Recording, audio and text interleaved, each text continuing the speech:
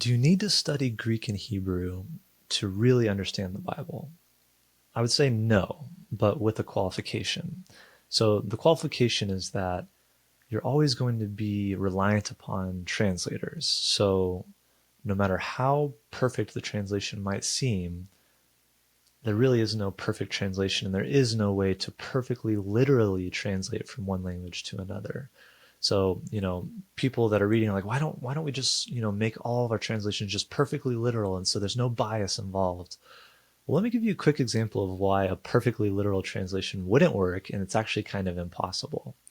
So let's read Matthew 10:29. We'll read it in the REV, which we actually are currently working on right now. We're right there in Matthew 10.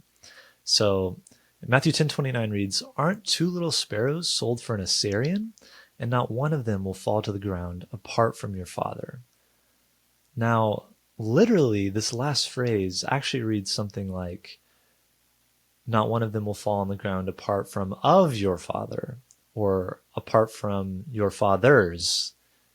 And as English speakers, we would be assuming, apart from your father's what? It's like the sentence seems incomplete. There seems like there's something missing there. So either we have to take out that of, and it's a genitive in Greek. Either we have to take out that of, or we have to supply an object.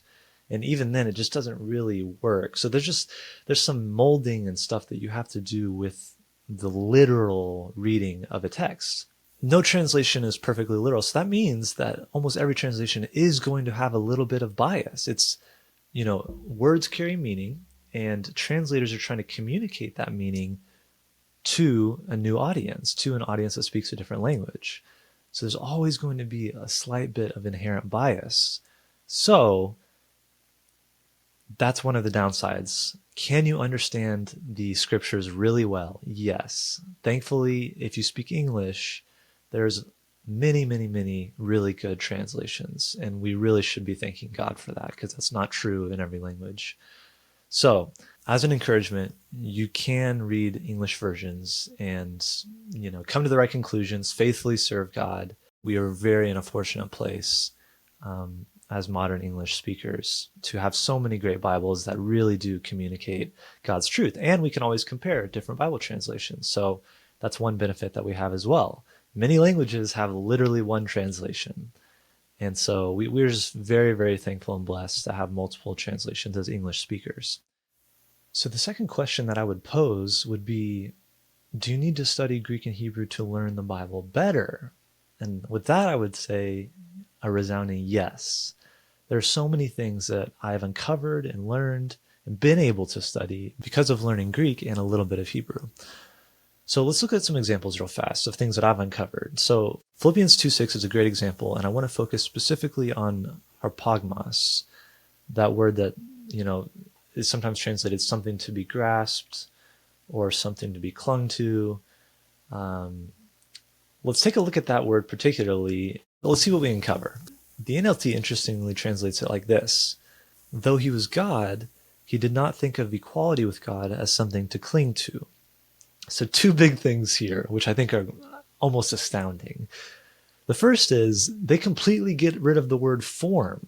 So in the Greek text, there is the word morphe, which means form or kind of image. And they just completely remove it. Whoever translated the NLT, I guess, just figured that it was calling Jesus directly God.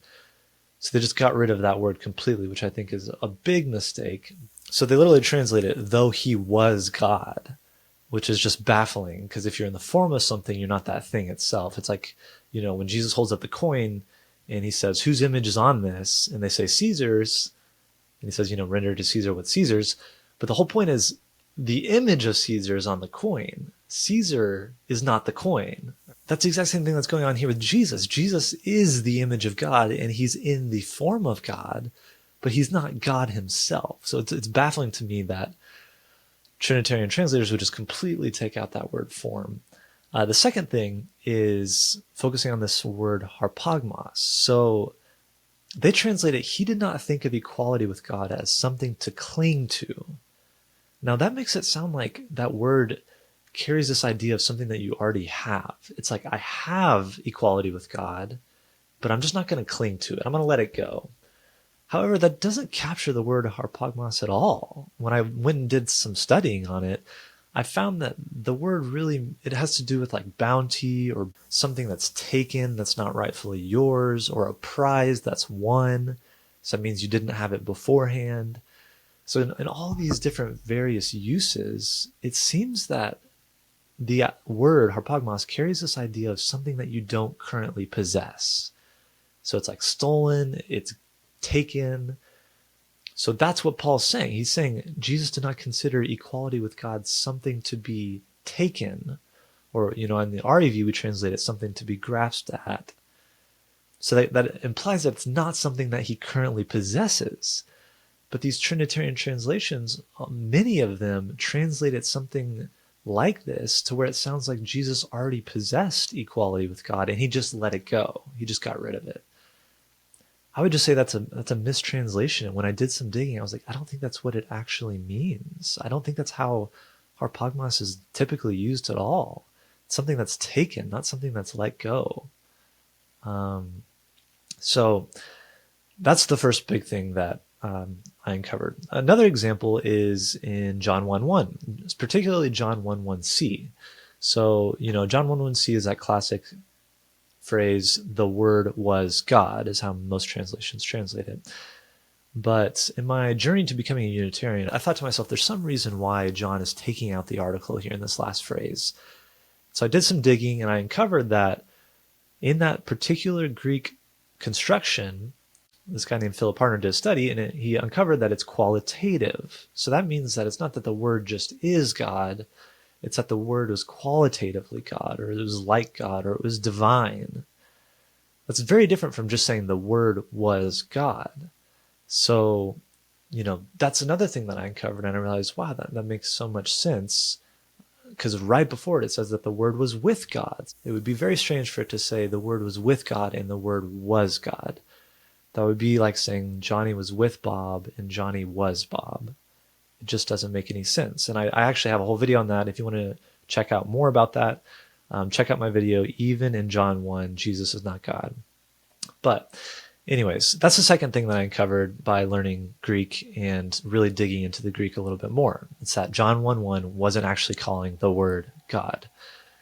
And the last thing happened pretty recently. I was looking into, the Gospel of John, and I noticed that the Gospel and the author really often spoke of eternal life as being something present or something in the past, something that I was given or something that I have. And I thought this is really, really interesting because, in our modern understanding, we think of eternal life as something future, something that we will get. It's the resurrection from the dead and dwelling with God forever. So I was really curious. I was like, I wonder if John uses, eternal life in this past tense kind of way with past tense verbs a lot. So in my digging, I found that every single time in the book of John and in the letters of John, when he talks about eternal life, it's either a present reality or a past reality.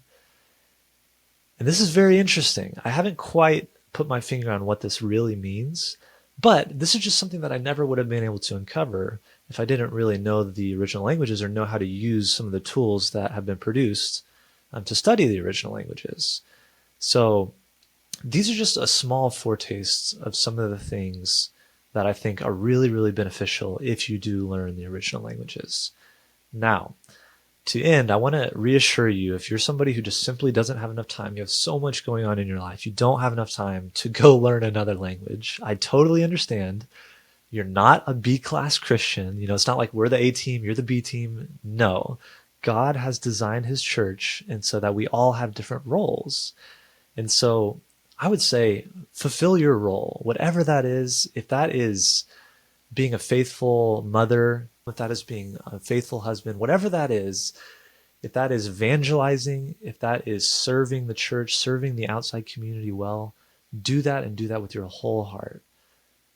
That does not make you a B-class Christian at all. If we were all scholars and spent all day in our books, the Christian church would probably fail, to be honest. So please don't feel like a B-class Christian. But I would encourage you, if you're one of those people who just doesn't have enough time, please look into both sides of issues. So if you have a scholar that just says, oh, yeah, that's super clear, easy, Greek. Yeah, this is what the Greek says.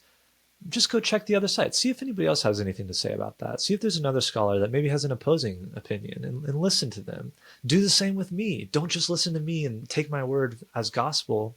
Please check what I say. So, all that to say, I would just encourage you. You can still be a faithful Christian and still understand the Bible without knowing Greek and Hebrew.